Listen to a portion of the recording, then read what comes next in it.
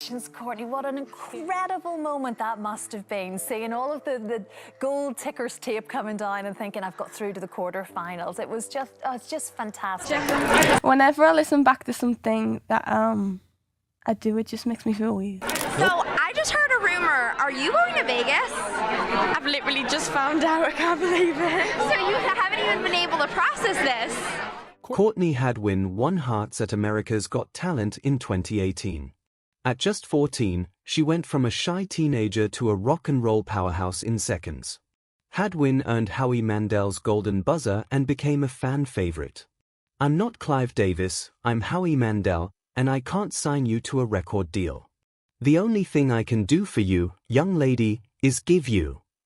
But when the show ended, something happened. She went silent. And many thought it was over for her in the music scene. No album, no viral hit, and no mainstream pop career. Why did Courtney disappear after AGT, and how did that decision help her career? Join us as we reveal the real story behind Courtney Hadwin's post-AGT journey. Courtney's life after America's Got Talent. When Courtney Hadwin walked onto the America's Got Talent stage in 2018, no one expected what happened. She was 14, shy, and nervous. But the second the music started, everything changed. She transformed into a fireball of energy, an electrifying voice that made the judges speechless. Howie Mandel couldn't contain himself. He slammed the golden buzzer, sending Courtney straight to the live shows. Mandel called her Janis Joplin reincarnated. From that moment on, she wasn't just another random contestant. Courtney was the breakout star of the season.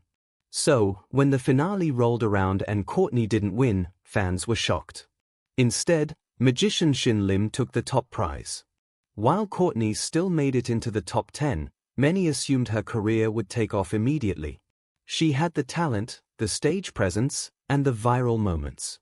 The question wasn't if she'd become a star, but how soon. But after America's Got Talent ended, something unexpected happened. Courtney disappeared. Not in a dramatic way, no scandals, no big controversies, just silence.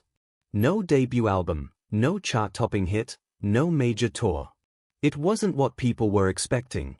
So, what really happened to Courtney Hadwin after America's Got Talent? You see, reality show winners and finalists usually follow a predictable path. They sign a record deal, release an album in a few months, and go on tour. Some make it big, others fade away. Fans expected Courtney to do the same. And at first, it seemed like she would. In December 2018, news broke that she had signed with Psycho Music and Arista Records, the same top labels responsible for stars like One Direction, Leona Lewis, and Whitney Houston. Simon Cowell himself had a hand in her deal. And with that kind of backing, it looked like she was set for success. But then, nothing. Months passed, and there was no sign of an album. The reason? Courtney wasn't in a rush to churn out an industry-made pop album. She wasn't interested in being the next reality show star. She wanted to create something authentic, something that truly reflected her love for classic rock, blues, and soul. This choice put her in a difficult position. While labels often sign artists straight out of talent shows, they also have a formula: push them into making mainstream, radio-friendly music. But Courtney didn't fit into that formula. Her voice, style, and influences weren't typical of a modern pop star. She was more Janis Joplin than Ariana Grande, more Led Zeppelin than Ed Sheeran. And that made things complicated. After signing her deal, Courtney made a big move. She relocated from the UK to the US to work on her music full-time. When you come off a show like America's Got Talent, there's a short window of time where the hype is fresh. If you don't capitalize on it, people move on to the next big thing. But what Courtney did next is no stick, you think? Stick with us to find out. Courtney knew she had to capitalize on her newfound fame, but she wasn't willing to compromise her sound just to stay in the spotlight. So while other America's Got Talent finalists were releasing singles and making appearances, Courtney was taking her time. She was writing, experimenting, and trying to figure out what kind of music she wanted to make. For some fans, this was frustrating. They had expected an album within a year. Instead, there was mostly silence, no huge singles, no chart-topping hits, just a few live performances and behind-the-scenes posts of her working in the studio. In late 2019, Courtney finally released her first official project, The Cover Sessions, an EP featuring stripped-down versions of popular songs. It included covers of Sign of the Times by Harry Styles and Old Town Road by Lil Nas X, among others. This wasn't the full-length album people had been waiting for, but it was a sign that she was still working, still figuring things out. The EP wasn't flashy or overproduced. It was raw, simple, and focused entirely on her voice. And that was the point. She wasn't trying to be the next big pop star, she was trying to establish herself as a serious artist, someone who respected the craft of making music. Around the same time, she started performing live again. Whether it was small venues or bigger events like Rockstock, she was making sure to stay connected to her audience. But she wasn't just singing covers anymore, she was teasing original songs. This shift was important.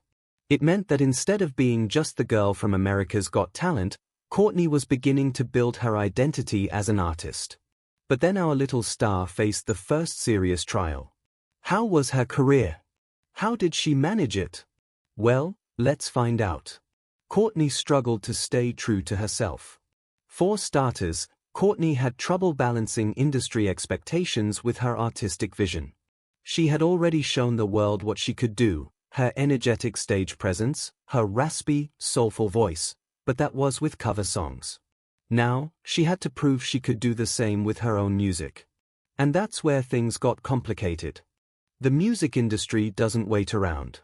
If you don't put out new music quickly, people move on. And for a while, that's what some thought had happened to Courtney. She had a record deal, but she wasn't releasing chart-topping singles. Some fans started wondering, was she stuck? Was the label holding her back? Labels want commercial success, hit songs and radio play. However, Courtney's musical heroes, Janis Joplin, Etta James, and James Brown, weren't exactly known for following industry trends. This put her in a difficult position. She could either go mainstream and release radio-friendly pop songs, she would gain more fame but lose her authenticity. Or she could stick to her roots and risk being overlooked by mainstream listeners. Surprisingly, she chose the second path. This meant her rise wouldn't be instant. She wouldn't have a viral TikTok hit or a Billboard hit overnight. Instead, she was taking the slow, steady route, building a fan base that appreciated her for who she was, not just for her America's Got Talent fame. It was a bold move, but also a risky one. We have come to the most important question of the video. Stay tuned for the big revelation. So what happened to Courtney Hadwin? The answer is simple, she didn't disappear. She didn't fade away. She just took a different path, one that wasn't about chasing quick fame, but about building something real. While some fans expected her to drop a hit album right away, she was busy doing something even more important, staying true to herself. And that's exactly what set her apart from so many other reality show contestants. But this was only the beginning. As Courtney continued to develop her music, one big question remained: could she turn her raw talent into a successful long-term career? The truth was, Courtney was in a battle, one that many artists face. She didn't want to be forced into making music that didn't feel right. She was determined to create something original, something that matched her voice and her passion for classic rock. That's not easy. Courtney's first step toward her sound came in 2021, when she finally dropped her debut single, Good Old Days. It wasn't a flashy, overproduced pop song. It wasn't designed to be a radio hit. Instead, it was raw and nostalgic, filled with energy and attitude. It was also completely different from the polished, auto-tuned music dominating the charts. And that was exactly the point. She wrote the song herself, which was huge. Most artists who come from talent shows don't get much creative control in the beginning. Labels usually pair them with songwriters and producers to churn out radio-friendly songs. But Courtney is writing her own music. That alone set her apart. Fans loved Good Old Days, but it didn't explode like her America's Got Talent performances had. That's because this time, there was no golden buzzer moment, no massive TV audience watching. She had to build her career the hard way, one song, one performance, one fan at a time. If there's one thing Courtney Hadwin has always been known for, it's her live performances. The stage is where she shines, where she becomes that fearless rock star.